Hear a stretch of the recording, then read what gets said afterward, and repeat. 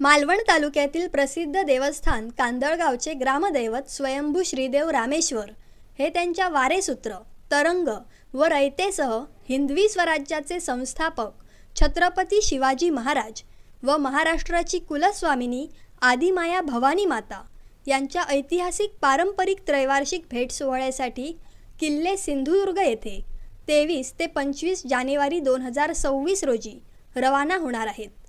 या ऐतिहासिक त्रैवार्षिक भेट सोहळ्यासाठी श्रीदेव रामेश्वर कांदळगाव देवस्थान ट्रस्ट व विश्वस्त मंडळ आणि मालवण व्यापारी संघ, किल्ले सिंधुदुर्ग रहिवासी, जोशी मांड, श्रीदेव रामेश्वर मांड, महान, न्हिवे, कोळम तसेच कांदळगाव रामेश्वर देवस्थानच्या मानकर यांच्या समन्वय सहकार्याने किल्ले सिंधुदुर्गवर होणाऱ्या श्रीदेव रामेश्वर व शिवराय यांच्या त्रैवार्षिक भेट सोहळ्याबाबत नियोजन करण्यात येत आहे।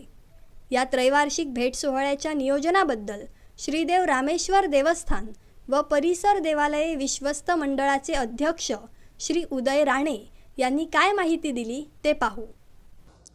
नमस्कार। आता आपण आहोत सिंधुदुर्ग जिल्ह्यातील मालवणच्या श्री क्षेत्र कांदळगाव इथं। श्री क्षेत्र कांदळगावचा आता त्रैवार्षिक उत्सव 2025-26साठीचा म्हणजे श्रीदेव रामेश्वर, छत्रपती शिवराजेश्वर आणि भवानी माता यांचा जो त्रैवार्षिक भेटीचा सोहळा आहे त्याची आता तयारी सुरू आहे। आपल्यासोबत इथे देवस्थानचे अध्यक्ष उदय राणे आणि त्याचसोबत इतर पदाधिकारी, सदस्य, भाविक भक्त मंडळी आणि ग्रामस्थ उपस्थित आहेत। राणेसाहेब, आता जो ही आता 2025-26चा आता त्रैवार्षिक सोहळा आहे त्याबद्दल आता तयारीबद्दल तुम्ही काय सांगाल? तयारीबद्दल सांगायचं म्हणजे कसं, आमचं सुरुवातीला एक आमचं वारसूत्र असतं गुरुवार सोमवारी, त्यावेळी विचारलं जातं की बाबा म्हणजे आमच्या जत्रोत्सवाच्या वेळेत की बाबा मला भेटीसाठी जायचं आहे, मग ते कसं काय करायचं। मग ते त्यांना विचारल्यानंतर ते सांगतात चालेल ठीक आहे। त्याच्यानंतर ते परत आम्हाला सांगतात की पाशाणी करा, पाशाणी म्हणजे कौल प्रसाद घ्या। त्याच्यानंतर तिथनं कौल प्रसाद आम्ही सगळे ग्रामस्थ मिळून घेतो आणि तारीख ठरवली जाते। म्हणजे कौल प्रसाद घेतल्यानंतर बाबा ह्या तारखेला जायचं आहे। मग त्या अनुषंगाने आम्ही जे मध्ये आम्हाला किल्ल्यावर नेऊन सोडणारे लोक आहेत, म्हणजे ज्यांच्या होड्या आहेत त्या लोकांची भेट घेतली जाते। प्लस तुम्हाला कसं मालवण व्यापारी संघ आहे त्यांना पण विचारात घेतलं जातं, म्हणजे त्यांचं कुठे काय अडचण असते। कारण दुसऱ्या दिवशी आमचं महाप्रसादाचं कार्यक्रम रामेश्वर मांड मालवणमध्ये असतो, त्याच्यामुळे ती पण लोकं आम्हाला पाहिजे असतात। मग त्याच्यासाठी त्यांना विचारलं जातं, दांडेश्वरच्या इथल्या लोकांना विचारलं जातं, कारण रामेश्वर किल्ल्यावरून निघाल्यानंतर दांडेश्वरच्या इथे प्रस्थान होतं। मग दांडेश्वरला भेट देऊन मग मौनीनाथ मंदिरात तिकडे प्रस्थान होतं। मग रात्री तिथे आमचं जे कार्यक्रम आहे तो तिथे सांगता होते आणि दुसऱ्या दिवसापासून सुरुवात होते। आणि त्याच्यानंतर तिथनं मग झाल्यानंतर की रामेश्वर मंडात जातात, तिथे महाप्रसाद वगैरे झाला तर तिथल्या लोकांचे प्रश्न उत्तरं सोडवली जातात। आणि नंतर मग तिथनं 3-3:30 वाजेनंतर गावी यायला निघतात। पण ह्या वर्षी कसं होतं की आम्ही गावी यायला निघाल्यानंतर मध्ये वस्ती भरपूर वाढलेली आहे, त्याच्यामुळे उशीर होतो आणि सकाळी आम्हाला पोचायला 5-5:30-6 वाजतात।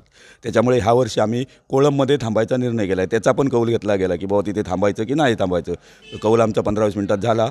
त्याच्यानंतर की बाबा तिथे दुसऱ्या दिवशी म्हणजे 25 तारीखला तिथे दुपारी महाप्रसाद करणाऱ्यांनी कांदळगावी यायला निघणार। म्हणजे आता यंदाच्या उत्सवात कोळममध्ये थांबणे हा एक मोठा बदल ही आपल्याला बघता येईल आता।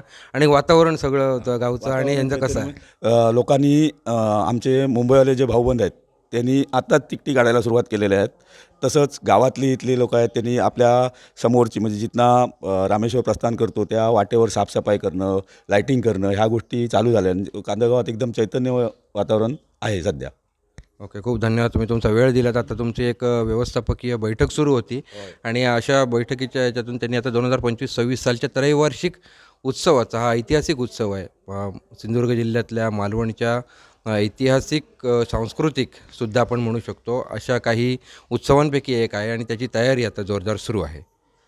सुयोग पंडित, आपली सिंधुनगरी न्यूज, मालवण।